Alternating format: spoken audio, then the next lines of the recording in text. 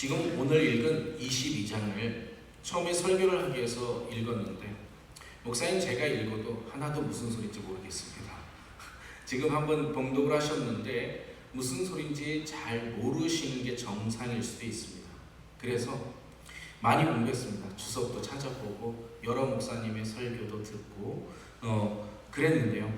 이 안에도 하나님께서 강하게 주시는 메시지가 있었습니다. 설교를 준비하면서 가끔 제가 이렇게 얘기합니다. 어떤 설교를 준비하면 좋은 설교네 이럴 수 있습니다. 근데 어떤 설교를 하면 제가 은혜를 받습니다.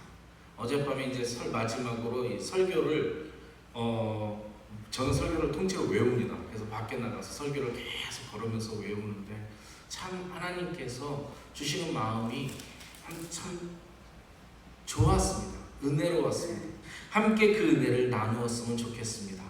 그런데 이게 어려워서 약간의 공부가 필요합니다. 제가 조금 설명을 해드리겠습니다. 어제 언급했듯이 13장에서 23장까지는 열국에 대한 경고입니다. 그래서 경고입니다. 경고니까 이런 거죠. 똑바로 해라. 그러면 축복받을 것이요. 똑바로 하지 않으면 멸망할 것이다. 아주 심플한 메시지입니다. 그 메시지 속에서 디테일이 있는데요. 하나님께서 오늘 말씀하시는 것을 좀 보려고 합니다. 먼저 1절을 함께 보시겠습니다. 1절입니다. 환상의 골짜기로 시작합니다. 그런데 이 환상의 골짜기를 어디를 의미하는 거냐면 이스라엘의 시온산을 의미합니다. 여러분 시온산은 혹시 성지순례를 가보신 분 있지만 산 위에 있잖아요. 그죠? 근데 왜 골짜기라고 표현했을까요? 실제로는요. 시온산보다 옆에 있는 감난산이 훨씬 더 높습니다. 그래서 감난산 위에서 이렇게 보면 이스라엘 성전이 다 아래로 보입니다. 전체 예루살렘 성전을 바라볼 수 있습니다. 그래서 골짜기 맞아요. 그런데 이 오늘 환상의 골짜기라는 이 단어를 조금 기억해 보세요.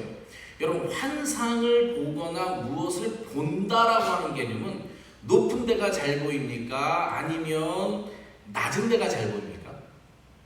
잘 보려고 하면 높은 데로 가야죠. 산 정상이 잘 보입니까? 골짜기가 잘 보입니까? 산 정상이 잘 보입니다. 골짜기는요, 무엇인가 멀리 보기 위해는 골짜기라는 건 앞뒤로 산이 가려져 있기 때문에 잘 보이지 못하는 겁니다. 이 중의적인 표현이 있어요. 지금 이사야 선지자가 환상을 보는데 이스라엘의 시온산 예루살렘을 환상의 골짜기라고 표현했습니다. 가려져 있지만 자신은 환상을 보고 있다는 뜻입니다. 그런데 자신은 환상을 보고 있는데 이것을 경고를 듣고 있는 자들은 뭔가를 잘 못 보고 있다는 얘기입니다. 산을 보고 있다는 뜻입니다. 한번 보겠습니다. 이제 이렇게 내가 이스라엘에 대한 경고다라고 말하고 이제 1절 후반부부터 이렇게 얘기합니다. 내가 지붕에 올라가면 어찌하면 이거요 말투가 이런 겁니다. 너희들 왜 지붕에 올라갔니? 그랬습니다. 여기서부터 저는 이해가 안 됐습니다. 경고라 이렇게 이야기하고 지붕에 왜 올라갔니? 이렇게 얘기하는데 주석을 뒤져보니까 여러 가지 해석이 있지만 가장 좋은 해석은 이겁니다.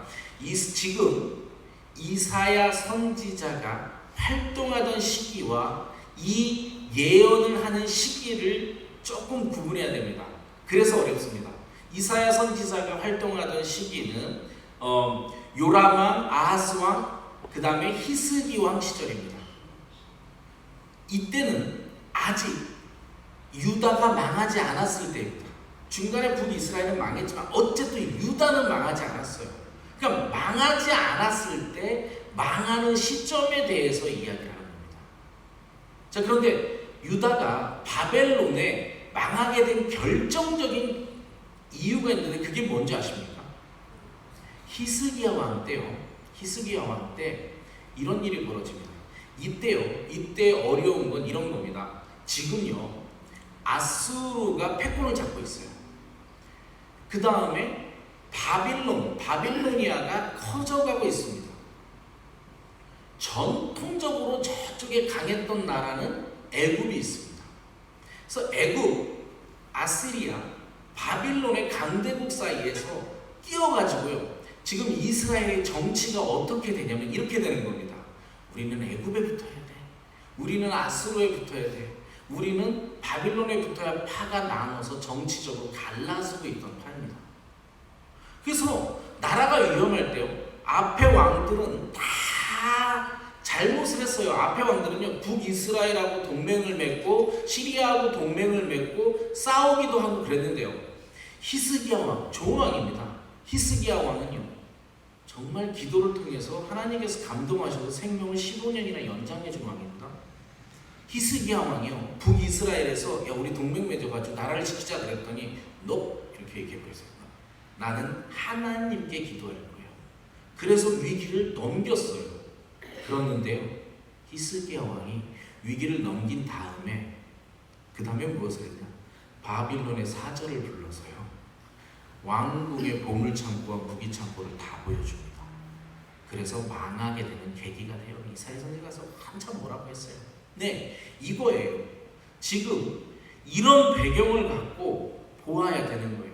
나라가 위험해져가지고요, 예루살렘이 아수르 군대의 불림을 받아서 위험에 처한 적이 있어요.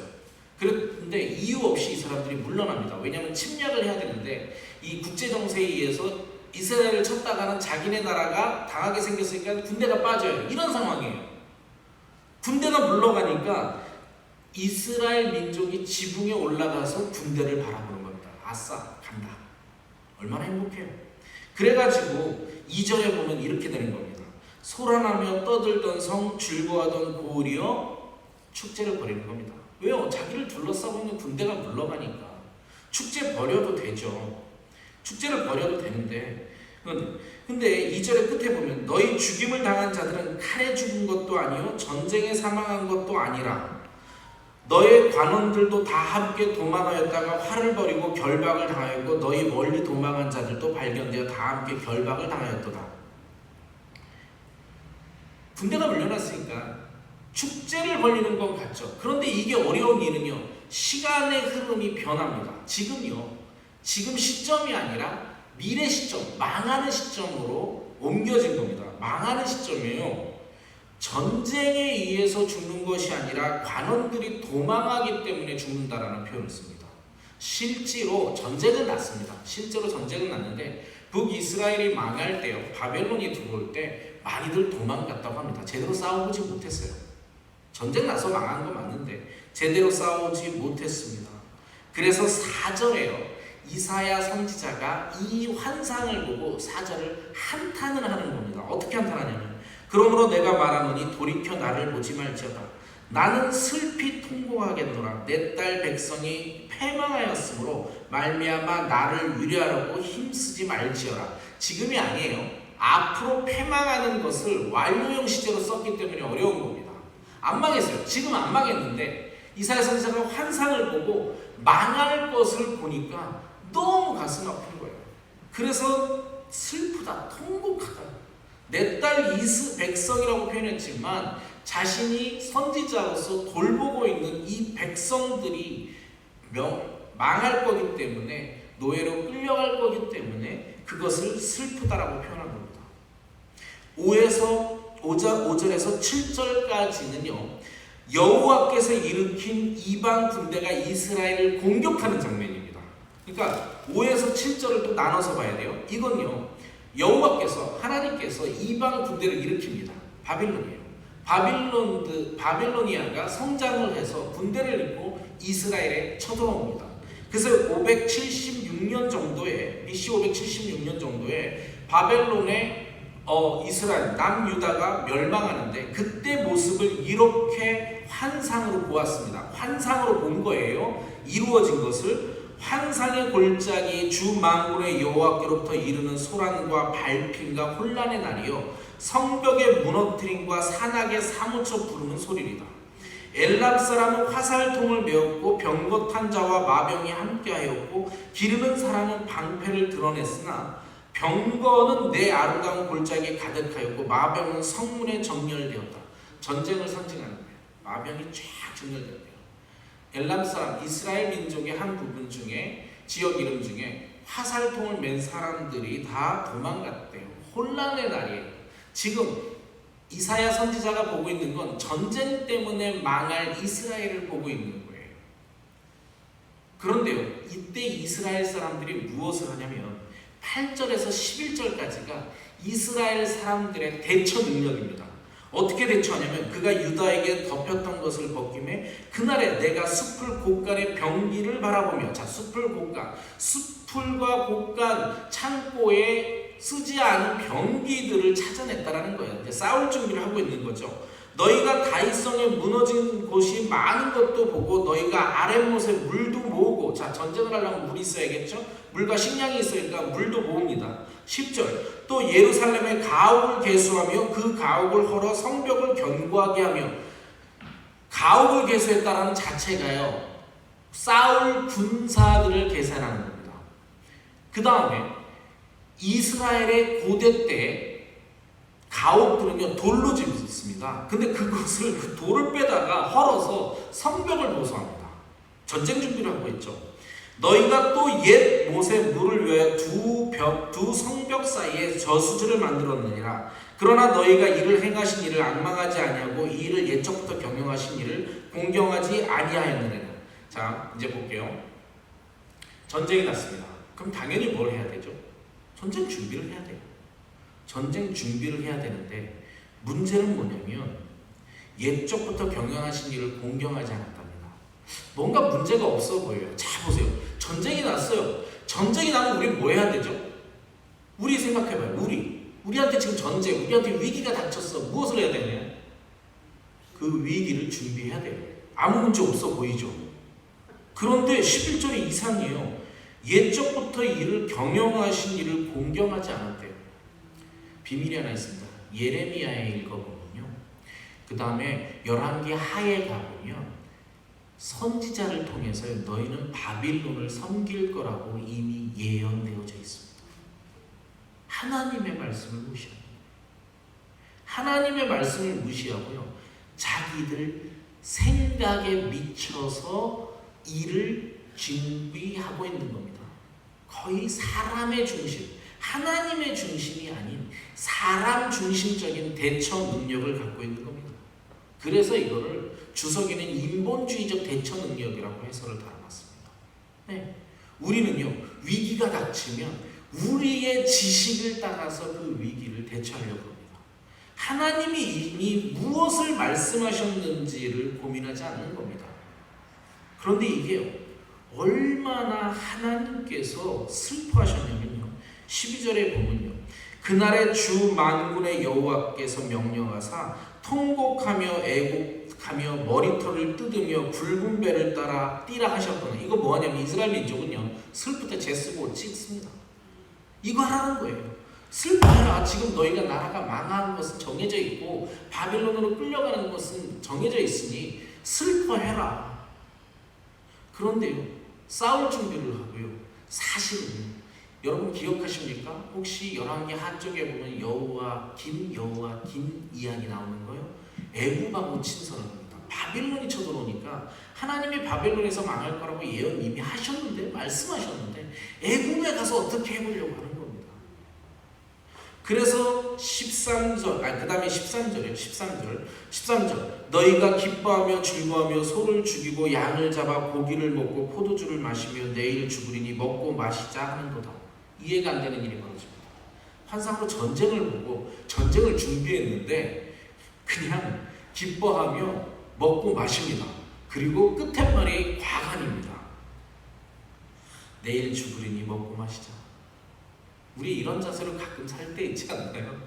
네, 우리 없어요? 저는 있어요. 아이, 어차피 망했다. 먹고 마시자. 네. 그리고 이집트, 이게 죄입니다. 하나님이 이게 얼마나 가슴 아프셨으면 징벌을 예언하시는데 이렇게 예언하십니다. 14절이 오늘 말씀의 핵심입니다. 14절 함께 낭독합니다. 14절입니다. 함께 합니다. 시작. 만군의 여호와께서 친히 내 귀에 들려 이르시되 진실로 이 죄악은 너희가 죽기까지 용서하지 못하리라 하셨느니라. 주 만군의 여호와의 말씀입니다. 여러분 혹시 정말 성경을 제가 한 절 한 절 해석해 드렸는데요, 무엇이 잘못됐는지 이해가 되시나요? 이스라엘 민족은요, 환상의 골짜기에서 이사야 선지자는 하나님을 통해서 환상을 보여서 영적인 세계를 보여주고 있는데요. 이스라엘 민족은 시온산에서 감난산에 둘러싸여서 세상을 바라보고 있는 겁니다. 그러니까 지붕 위에 올라가서 군대가 들어오고 나가는 것 때문에 온갖 갖은 염려와 걱정을 하고 있는 겁니다. 하나님께 매달리지 않는다. 그런데요, 2500년이 지난 이사야 선지자의 말씀이 오늘에도 우리한테 적용되고요. 사실은 그보다 더 오래전에 적용해도 적용됩니다. 어디에 적용되느냐면요, 말씀을 묵상하다 보니까 모세가 시내산에서 10계명을 받을 때요, 이스라엘 민족은요, 지도자가 없다고요, 눈에 보이는 것을 만들어냅니다. 우리는요, 문제가 생기면 무엇부터 하냐고요? 눈에 보이는 것부터 합니다. 어려운 일이 생기면요, 사람을 찾아가서 이런 어려움이 있는데 어떻게 했으면 좋겠냐고 가시적인 결과물을 얻으려고 노력합니다. 말씀을 묵상하면서 나는 어떤가 그랬는데요, 저도 똑같아요. 목사로 헌신하겠다고 한 저도 문득 무슨 어려운 일이 생기면 먼저 전화기를 들어 사람부터 찾는 습관이 있어요. 조용히 내려놓고 하나님의 말씀을 듣고 하나님께 기도하는 것이 더 빨라야 되는데 그게 늦다라는 겁니다. 네, 오늘은 내 습성을 바라보는 은혜를 찾았습니다.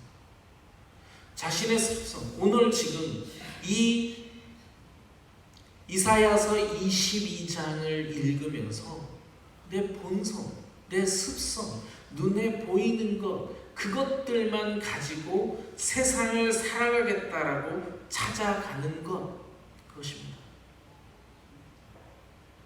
눈을 감으면 무엇이 보이시나요?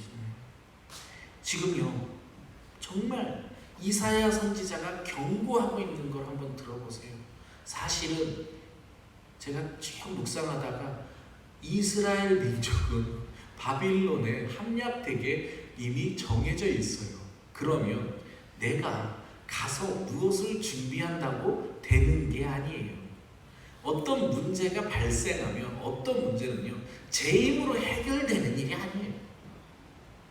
내가 아무리 기도한다고 사실 그 일은 해결되지 않고 나에게 불리하게 돌아올 수도 있어요. 그런데 여전히 하나님께서는 기도하지 않고 자신을 찾지 않은 것을 원망하십니다. 그리고 그것을 죽기까지 벌을 징벌하십니다. 아까 히스기야 얘기를 했죠. 인간의 상상으로 15년의 생명을 되돌릴 수 있는 건 전능하신 하나님만 하실 수 있어요.